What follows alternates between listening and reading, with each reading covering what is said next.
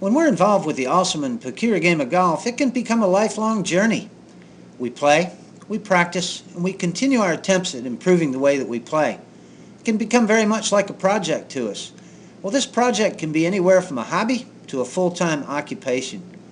In the R3 approach, it's a tenet that when we're involved with the game, we're both player, competitor, teacher, and coach all at the same time. Well, when we take these four roles collectively, that makes us all students of the game. As such, we should always look to continue learning as much as we can in terms of directing our thoughts and actions toward those things that will help us genuinely improve the way that we play. When we have a look at the R3 approach, we'll see that there are 18 chapters in the book. Each chapter addresses some aspect of the game that we need to know a little bit more about, draw a little closer connection to. This is what the R3 approach is all about, directing our thoughts and actions towards the right things in the right way and at the right time. We'll continue to follow the R3 approach overall strategy, and that is to continue to do good work, developing our games to the point where they can be seen and felt to be mechanically sound, physically athletic, and tactically fluid processes for playing the game. So whether we're a beginner new to the game, all the way up the competitive ladder to a tour level player, there's information in the R3 approach that will be relevant to our need. So as students of the game, we should all look to continue looking to learn as much as we can about the game and continue directing those thoughts and actions. Okay, let's have a look at a few of the other aspects of the R3 approach. Welcome to the R3 approach. Let's do a little bit of good work here. Talk about the R3 approach and some of the fundamental aspects of the approach. In terms of the awesome and peculiar game of golf, it is an awesome game. It's awesome when it's good. And when it's not so good, to say that it's peculiar might be putting it lightly. Well, one of the reasons it is peculiar for us as golfers is that in terms of describing the golf swing and how the golf swing works and how the game is to be played, there's many different ways to say the same thing. And this is all good and fine, keeps it fun and keeps it interesting in terms of us trying to track down and discover new ways to genuinely improve at the game. But in terms of genuinely improving, we really need a good strategy. This is what's involved with the R3 approach is the fact that we'll create a good strategy in terms of keeping our thoughts and actions directed at the right things in the right way and at the right time. The next thing about the R3 approach that we'd like to point out is that it's not an instructional book that indicates there's a specific way to swing the golf club or stroke the putter or play the game for that matter.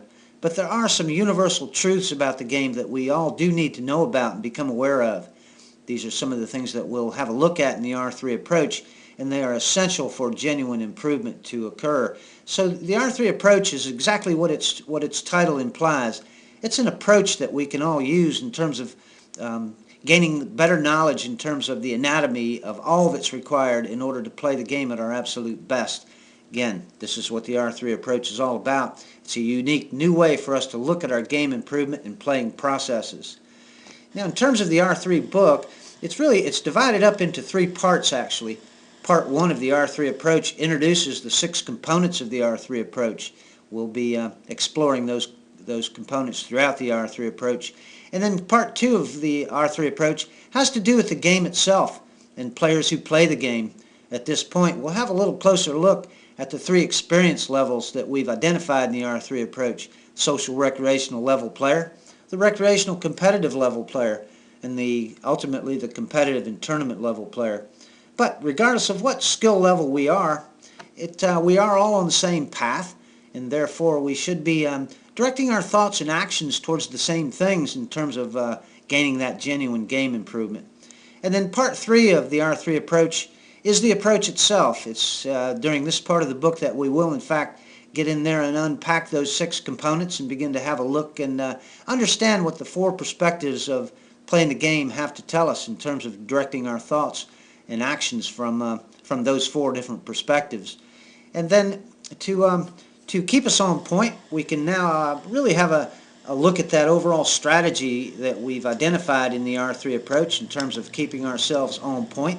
And as long as we do continuously refer to this overall strategy and its 4 supporting goals, we're sure to get that genuine game improvement that we're looking for. Again, to have a look at that overall approach, it's all about enjoying the process of doing good work, developing our golf games to the point where they can be seen and felt to be mechanically sound, physically athletic, and tactically fluid processes for playing the game. As long as we stay on point with that overall strategy, we will in fact get that genuine improvement that we're looking for. And then backing that overall strategy up is going to be those 4 goals. Those 4 goals essentially parallel the 4 perspectives of game improvement. The first goal in the approach, in order to fulfill that overall strategy, is going to be to elevate that belief system, our consciousness as a golfer. In order to effectively do that, we'll understand what a mechanically sound and repeating swing motion is truly all about. That'll occur in the second perspective, actually, of the R3 approach. And then backing that up will be to understand what a physically athletic swing motion truly is all about.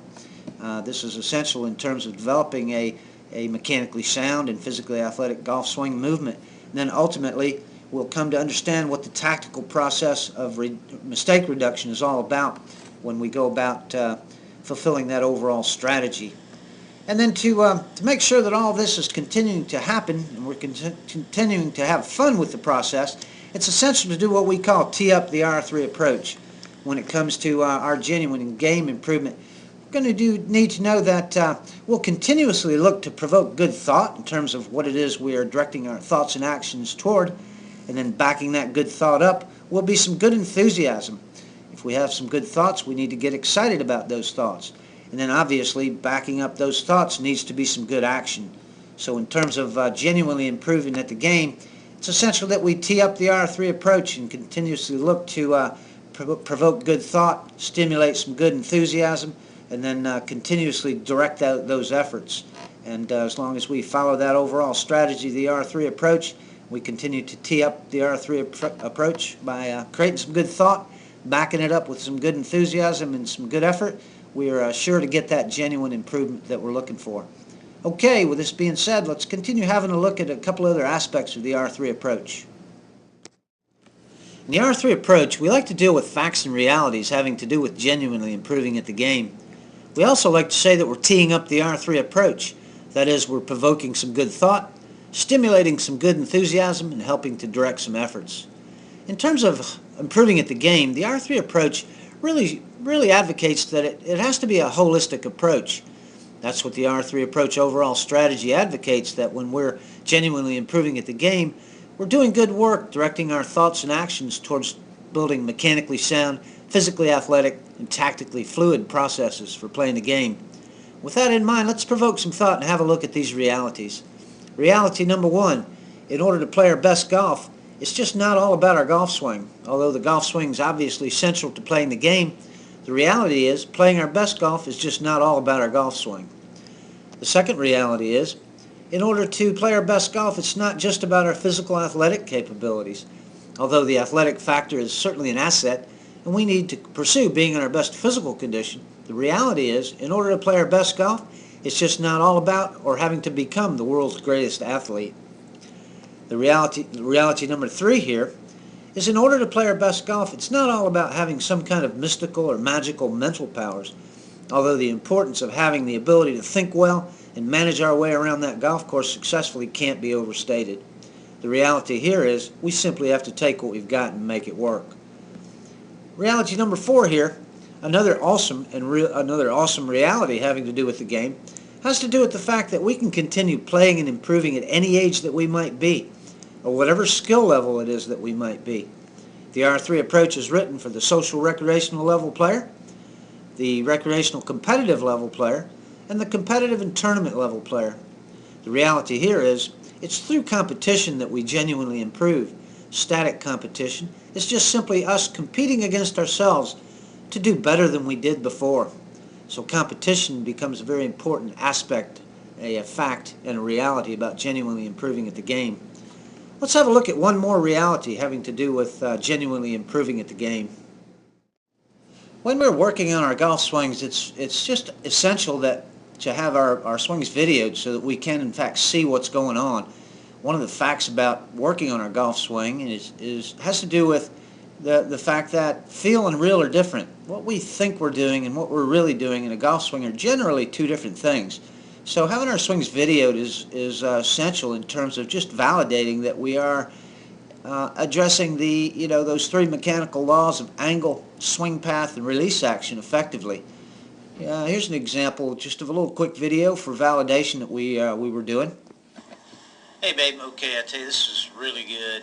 I tell you, most of your thoughts should be directed at what's going on before you ever start swinging a club, Even there, the left-hand grip is fairly neutral, and this one's after you strengthen it a bit. So it's just so easy to fall back, into old patterns. I go stronger with that grip and then just watch the body lines, Watch that your feet are a little more open than your shoulders, so your shoulders don't get too opened up. But this is awesome.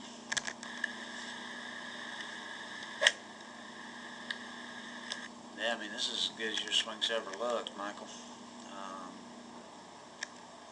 Check it out.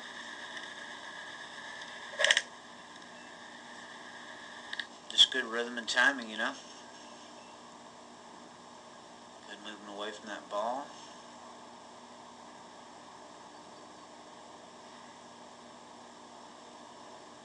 It's like money. Get that wedge game going. And like Coach Sloan said, go practice your chipping and putting. It's good stuff, man. Awesome. This was a brief look at some of the aspects contained in the R3 approach. And again, the R3 approach is all about having fun with the game improvement process.